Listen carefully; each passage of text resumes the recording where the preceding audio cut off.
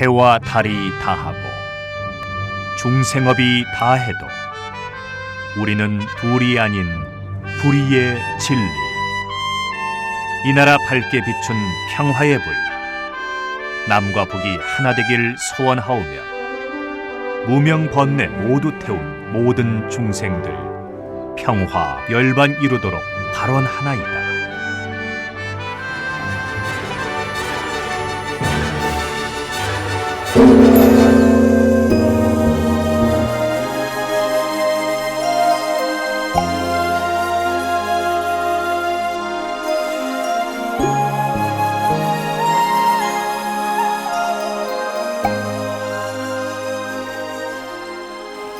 선무회자 스님과 마음으로 찾아가는 108산사 영상순례, 오늘은 43번째로 저 남쪽 여수 향일암으로 갑니다.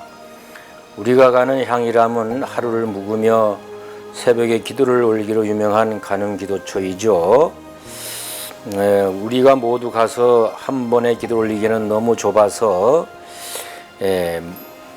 무박 2일로 해서 6일간을 가서 기도하고 온 향일암입니다.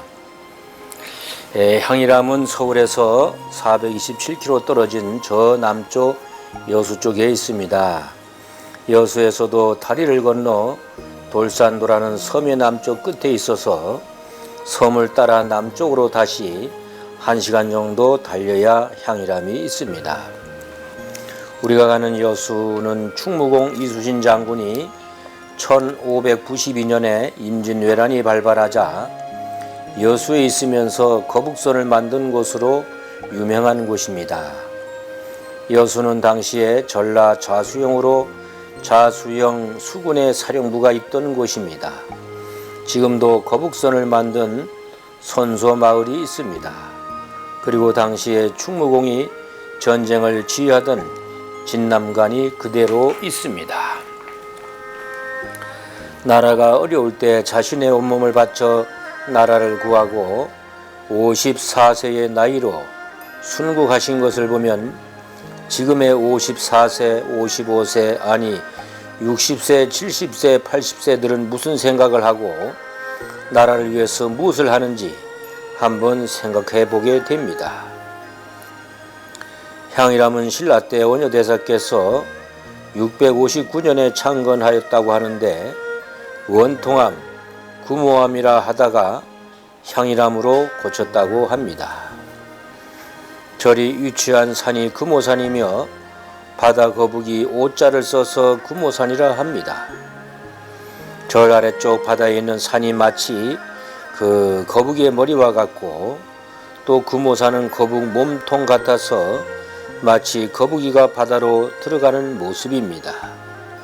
향일암은 대웅전을 모두 금단청하여 이름을 원통보존으로 바꾸어 낙성식을 가졌으나 3개월 만에 원통보존과 종루종무소가 화재로 소실되었고 우리 108산사 일진이 순례할 때는 임시법당에서 기도하였습니다만 이진이 순례할 때에는 모두 복원된 곳에서 기도하였습니다. 대웅전터 뒤쪽에 있는 가늠전은 원효대사가 수도 중에 관세음보살을 친견한 곳에 세웠다고 합니다. 특히 이곳 가늠전 앞에 있는 바위는 우리나라에서 기가 가장 세다고 하여 무속을 하는 사람들이나 풍수를 하는 사람들이 많이 찾는다고 합니다. 향이라면은 가늠전이 2개가 있는 아주 특이한 곳입니다. 아래쪽에 있는 가늠전은 용왕전이라고도 합니다. 바로 바위 위에 세워서 이쪽으로 가면 남해바다, 절벽이 바로 보이는 곳에 있습니다. 향이람에서 내다보는 바다에는 왼쪽에 중생의 서원에 감흥했다는 감흥도, 앞쪽 바다에는 부처님이 머물렀다는 세존도, 오른쪽에는 아미타불이 현신했다는 미타도가 있습니다. 그야말로 불국토에 자리하고 있습니다. 이런 섬들에도 우리 불교의 이름들이 붙어져 있다는 것은 얼마나 우리 조상들이 불교를 신심 깊게 믿었는지 알 수 있습니다. 참고로 일본의 경우에는 절 이름이 바로 도시 이름인 곳이 많이 있습니다. 우리로 치자면 도선사시, 불국사시, 도안사시 같은 곳이 일본에는 많이 있지만 그것을 거부하지 않는 것을 보면 그만큼 불교가 생활 속에 들어와 있다는 것입니다. 우리나라에 만약 그런 절 이름이 도시가 있다면 타종교에서 가만두지 않았을 것이겠죠.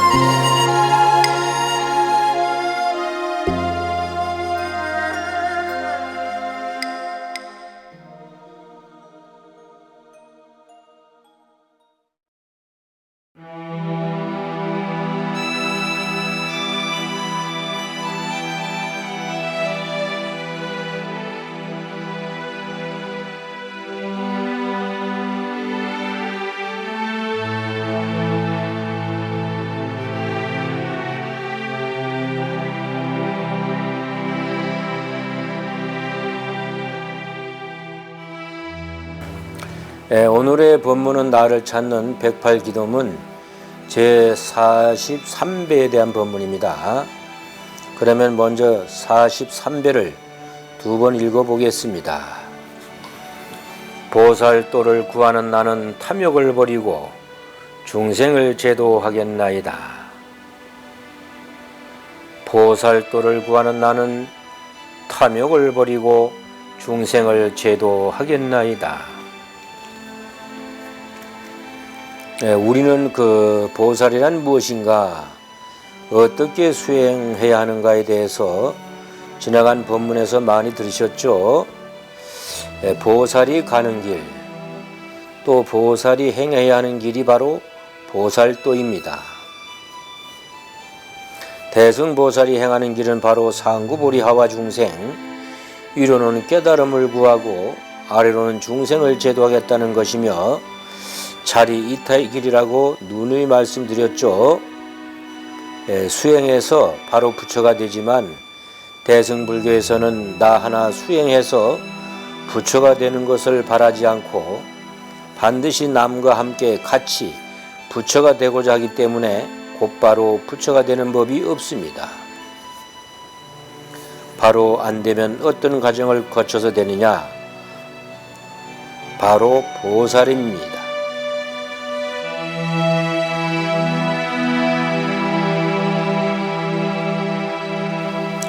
보살은 바로 부처가 될 수 있지만 이를 뒤로 미루고 중생을 제도해서 같이 성불을 하기로 서원을 세운 사람입니다. 금강경에는 제도할 중생이 없다고 했는데 어찌 보살이다 중생이다 나다 남이다 하는 분별심을 가진단 말입니까?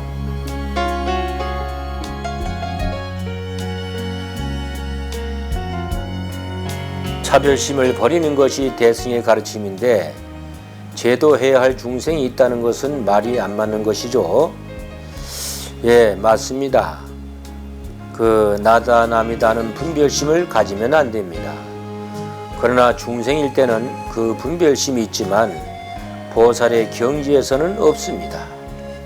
그러기에 대승의 보살은 나다 남이다 하는 중생심이었기 때문에 중생을 제도하려는 것입니다. 그래서 금강경에 보살이 중생을 제도하고서도 제도하는 것이 있다고 생각하면 안 된다고 하였습니다.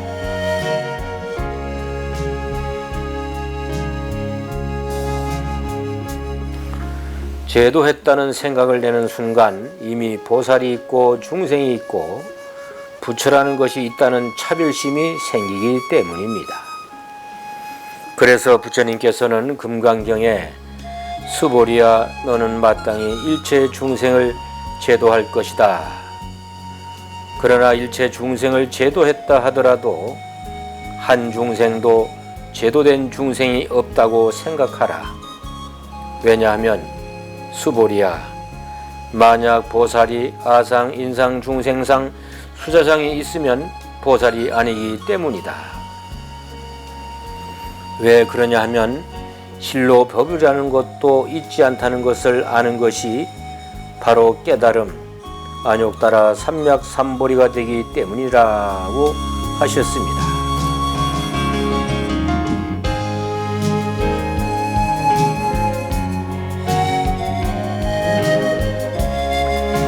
보살은 분별의 마음을 내지 않는 사람입니다.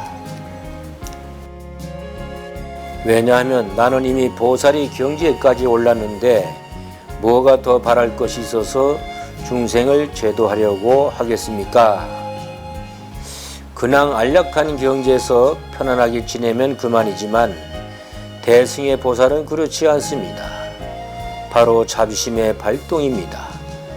대비심의 발동입니다. 불쌍하고 가련하게 생각하기 때문에 나와 같이 되어라고 중생과 같이 성불하자고 하는 것이 바로 보살도이고 보살 정신입니다.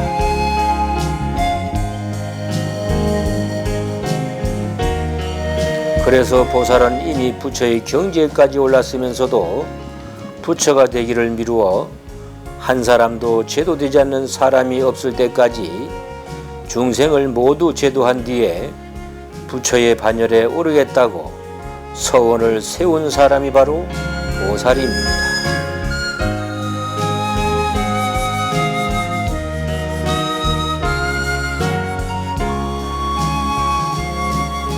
이처럼 대승의 보살은 부처님과 같은 최상의 깨달음인 그 안욕따라 삼맥삼보리를 얻고자 발언하고 또 중생을 제도함으로써 자신도 성불하고자 발언한 사람들입니다.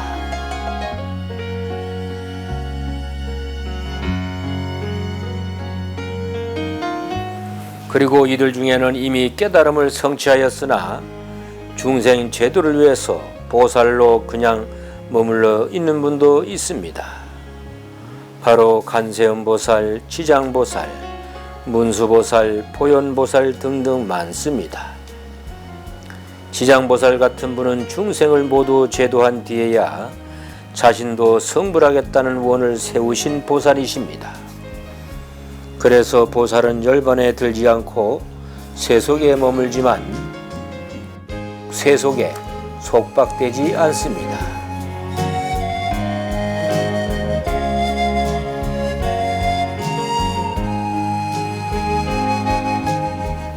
보살들 중에는 범부 중생의 자리에서 부처의 경계로 올라선 분이 있는 반면에 부처의 자리에서 중생의 자리로 한 단계 내려온 분도 있는 것입니다.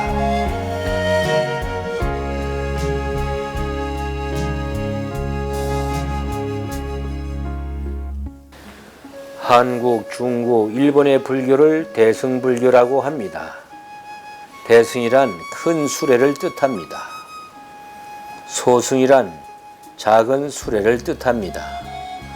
큰 수레는 나 혼자 타고 가는 것이 아니고 우리 모두 같이 타고 가는 수레를 말합니다. 말하자면 자가용이 아니고 버스라는 얘기죠.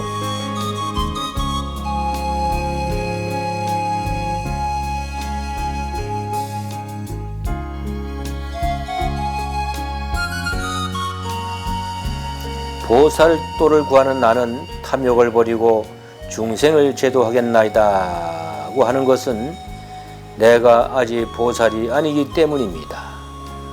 우리는 아직 보살이 되지 못한 중생입니다.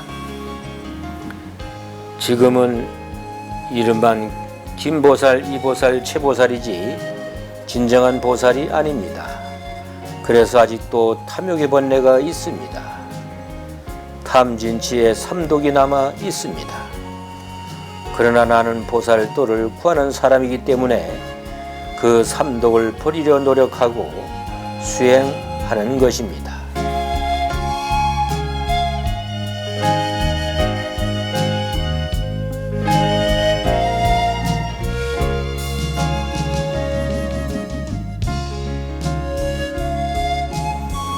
금방 내가 탐욕을 내려놓을 수 있다면 바로 보살이요 부처입니다. 이게 가능한 사람은 극소수로 바로 부처이지만 그게 안 되는 사람은 대다수로 중생계에 살고 있기에 자고 새고 번뇌가 일어나고 탐욕이 끝없이 생깁니다.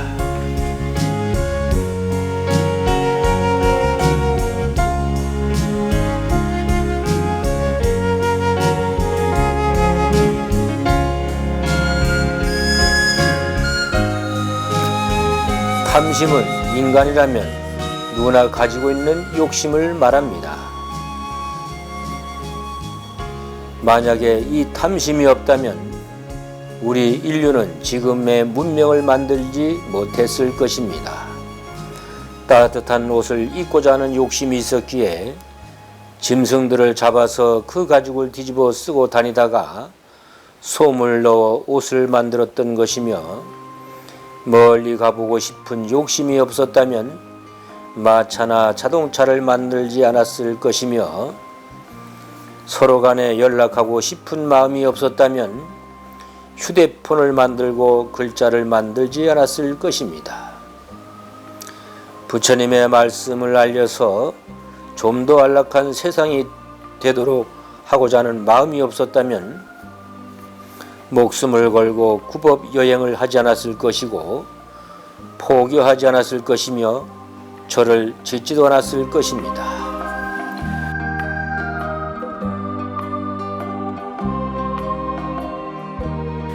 이런 탐심이 없었다면 우리 불교도 지금과 같이 되지 못했을 것이며, 만약에 이 스님이 우리 불교 신행 문화의 발전에 대한 탐심이 없었다면 이 선모자 스님과 마음으로 찾아가는 이 108산사 순례 기도회도 만들지 않았을 것입니다.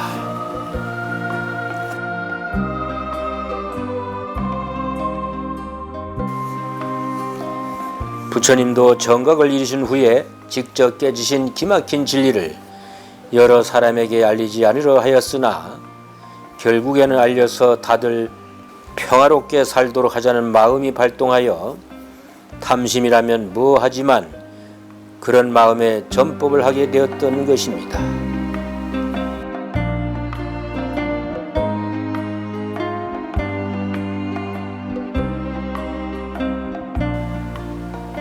그래서 남의 것을 탐내고 어떤 자리를 탐내고 많은 돈을 탐내고 좋은 집을 탐내고 좋은 옷을 탐내고 명예를 탐내는 것도 탐내는 것입니다. 무언가를 하고자 하는 것은 탐내는 것입니다. 바로 탐심입니다.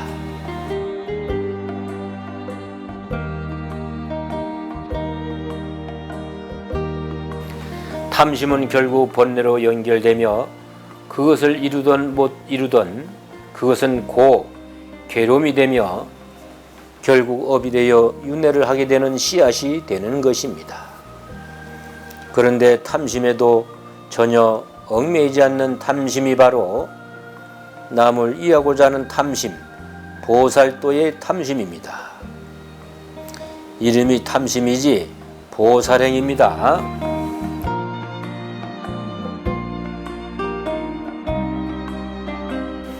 그래서 부처님께서도 보시를 하고서도 보시했다는 생각을 내지 말며 중생을 제도하고서도 한 중생도 제도한 바가 없다고 생각하라고 하신 것이며, 금강경의 응무소주 이생기심이라 하여 어떠한 행위를 하더라도 그에 매이는 마음을 내어서는 안 된다고 하시는 것입니다.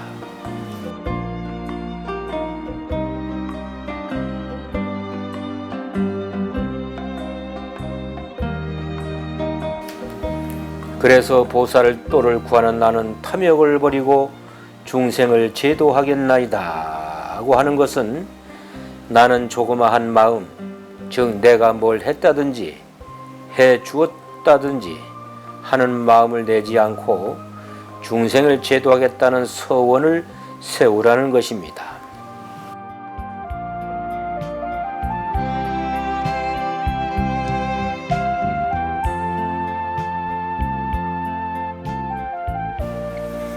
그것이 작은 것이지만 내가 무엇을 얻겠다든지 내 마음에 걸림이 있다면 그것은 탐심이 되고 번뇌가 되고 괴로움이 되어 열반을 이루는 데 장애가 되는 것은 물론 윤회의 씨앗이 되어 육도 윤회를 하게 되니 아예 마음을 내지 말며 제도했다는 생각도 버려야 하며 또 버려야 한다는 그 생각마저도 버려야 한다는 것입니다.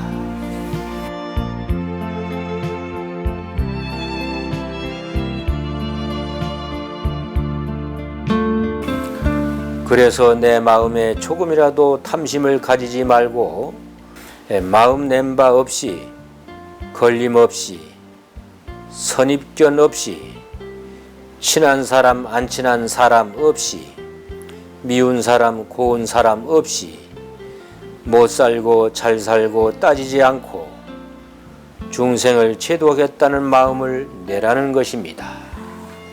무슨 말인지 아시겠습니까?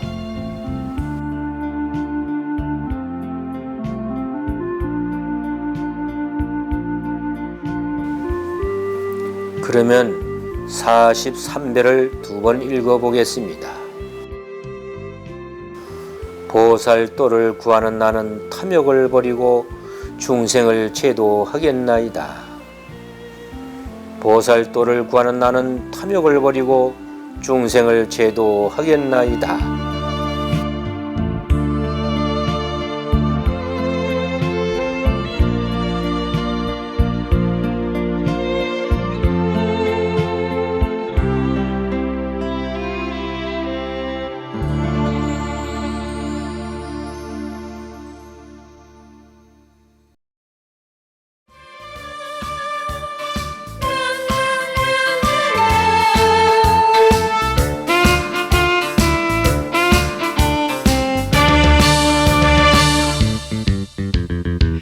손 모은 손끝에 석가모니 불